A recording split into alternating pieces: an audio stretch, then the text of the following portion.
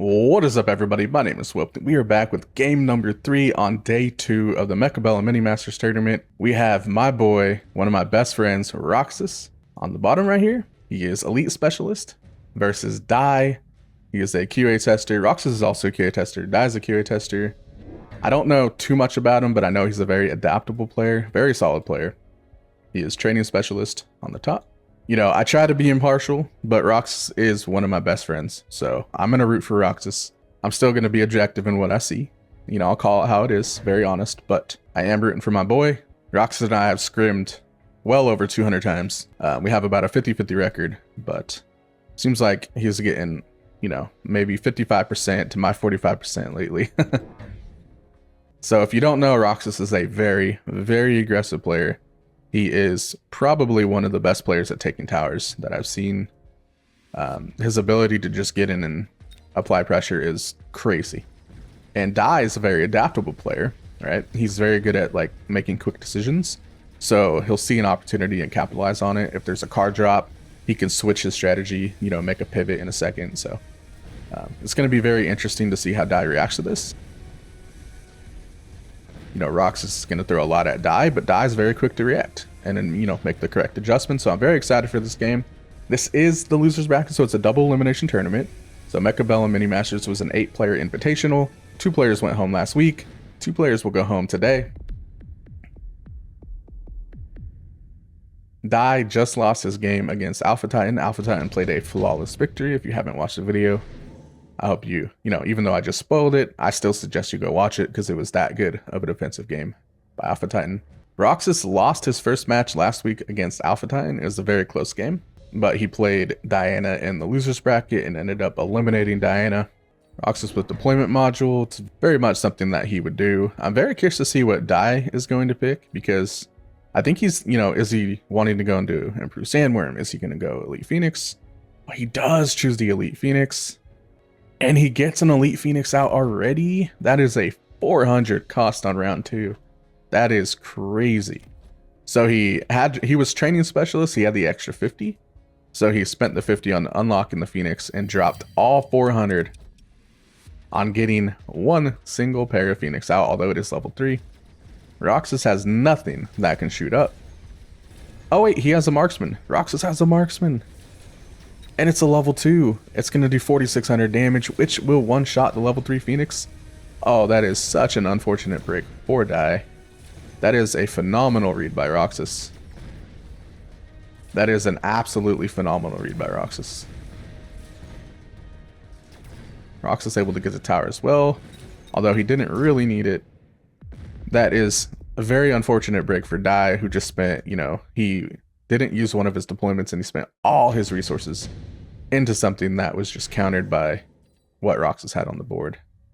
Very bold decision by Dai. I'm not sure I would have made the same choice, but, you know, he is that type of player that just, he sees an opportunity and he capitalizes on it. Unfortunately, it didn't work out this time, but, you know, the next time you try something like that, maybe it will. Roxas going with the corner push with the Typhoons.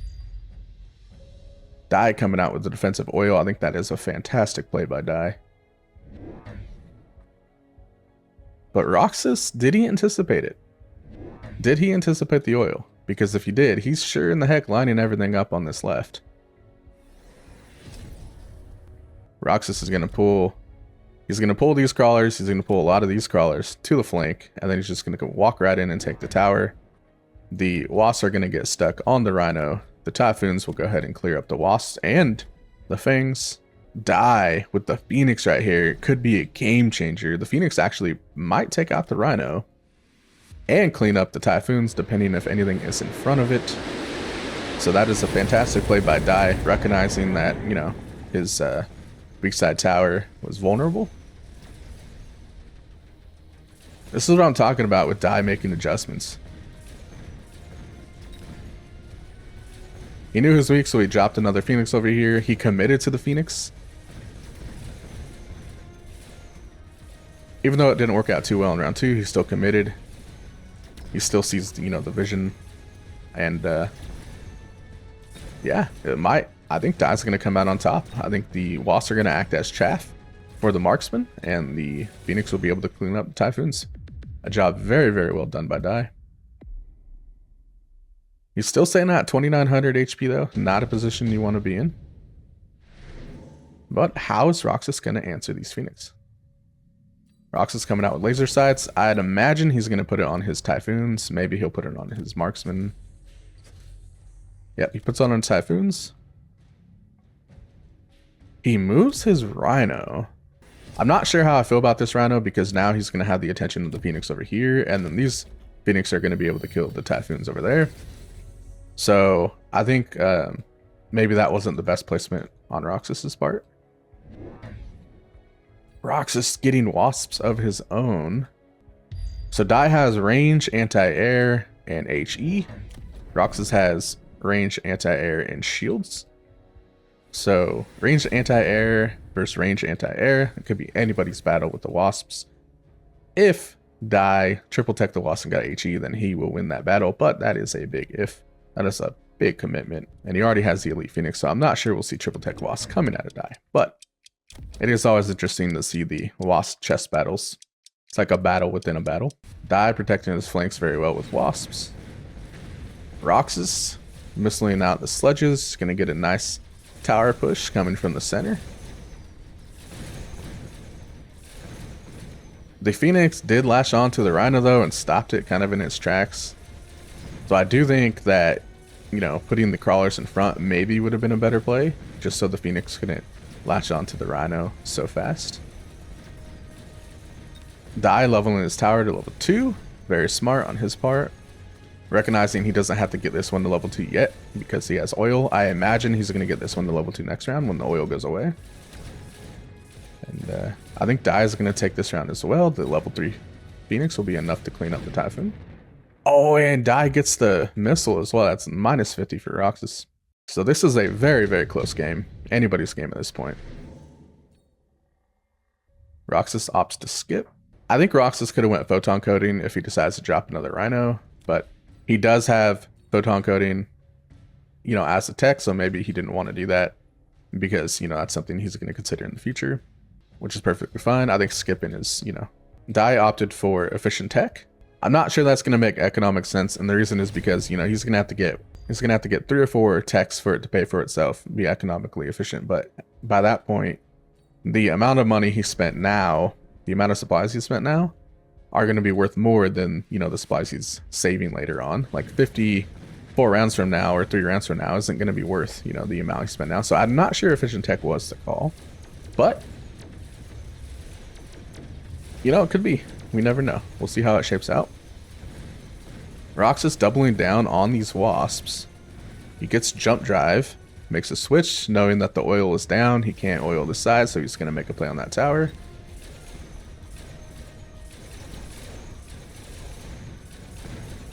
So it looks like Roxas is putting together a Wasp Rhino Typhoon composition that's very, very powerful.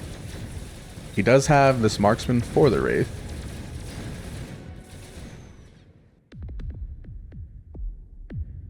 Roxas is putting a lot of pressure on Dai. Without the oil, it really exposed just how weak, you know, the side really was for Dai. Ooh, got a couple good choices. We got Fortress with anti-air barrage. Yep. So Dai does run anti-air barrage on the Fortress. That could be an option. We also have, you know, the Sabertooth and Cell.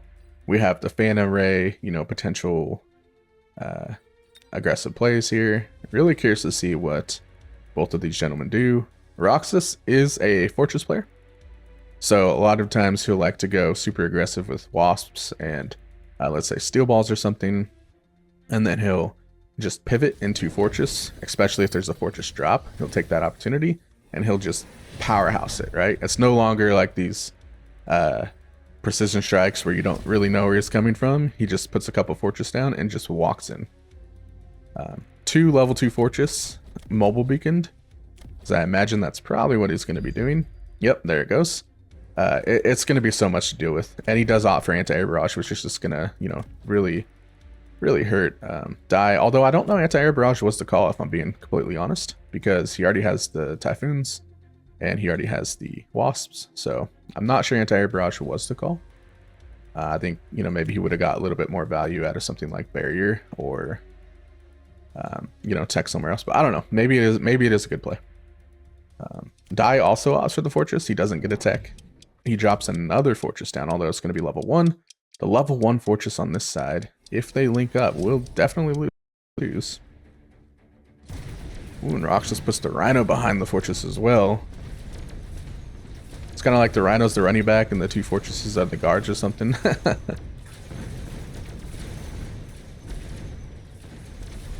Yeah, this is going to be a lot of pressure for Dai to deal with. And remember, Dai just had to deal with the pressure on his left tower, Roxas's right. And then now Roxas switched it up. So now Dai has to defend his right, Roxas's left. And it's just, Roxas is just coming from every direction. It's really difficult to, you know, pinpoint where his next attack's going to be. And then now you're stuck with, oh no, what do I do? There's 2 level 2 fortress. Oh, and by the way, there's Rhino, Wasp, and Typhoons.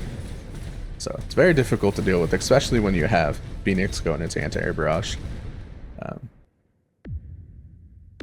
You know, maybe the anti-air barrage was a good call just because, you know, Dai does have the level 3 Phoenix card. So it kind of eliminates Dai being able to put down Phoenix as a response. Dai opts for orbital bombardment. He does have oil back, which is going to be really, really powerful for him.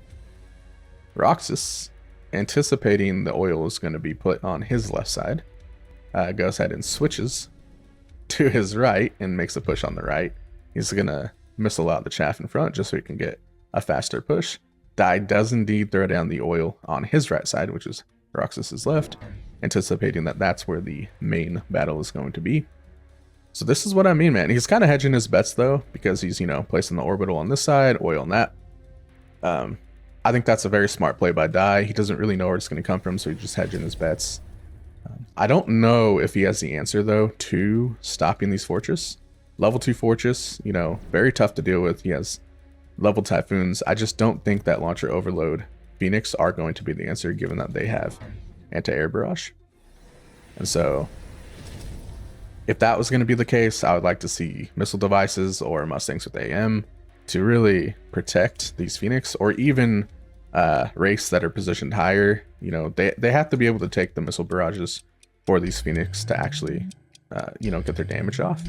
I think Launcher Overload Phoenix, level 4s especially, will do a tremendous amount of damage, but I just feel like they're just going to be eliminated too quickly to deal that damage. You know, the first barrage does go to the Wraith, which is fantastic for Dai. The second barrage, I think, will take away the Phoenix. Oh, okay. So the barrage did deal damage, and the Typhoons cleaned them up. Dai did win his right side pretty heavily, though. So Roxas's left does go down.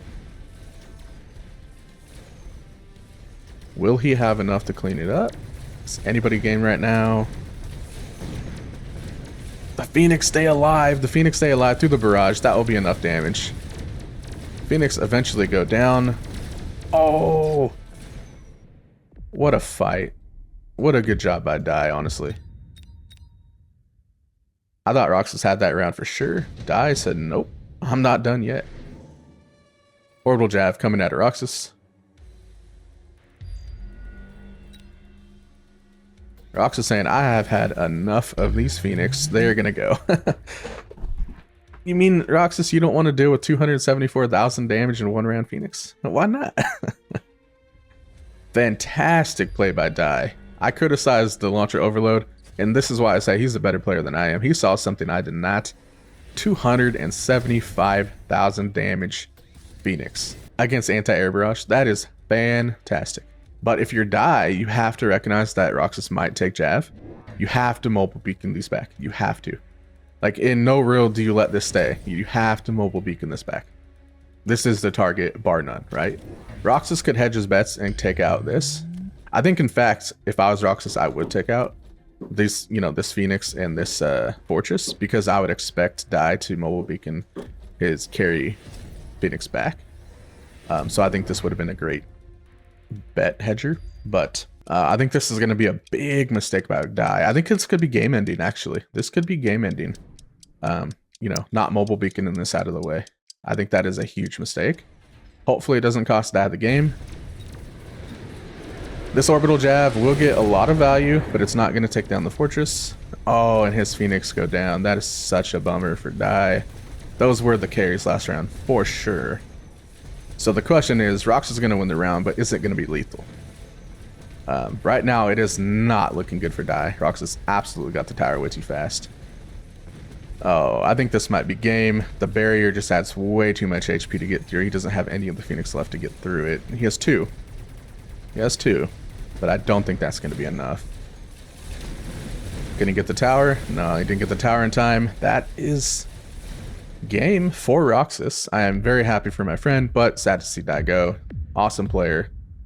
He played a really good game. I thought he brought it back. You know, I thought he had, you know, pretty cool answers to what Roxas was doing. He dropped, you know, the level 3 Phoenix. He tried to get the energy shield to, you know, stop the anti-air barrage, slow it down a little bit. But I think honestly, you know, not mobile beaconing these Phoenix back or away from the Jav was pretty critical mistake. Even if he did, he probably lost. Just Roxas, you know, came in and took this tower way too fast. Awesome job by Roxas. Really cool to see him pivot from something like Rhino, Wasp, Typhoon into something, you know, like more of a fort carry of sorts with Wasp behind it.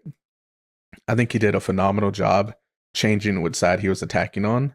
You know, Dai had just no idea what side Roxas was going to be pushing on. Even when he had Fortress, he changed what side he was going to be pushing on. Like, that is just crazy. Like, I hate, even though I've played Roxas 200 times plus, I hate going against him because, you know, he does things like this.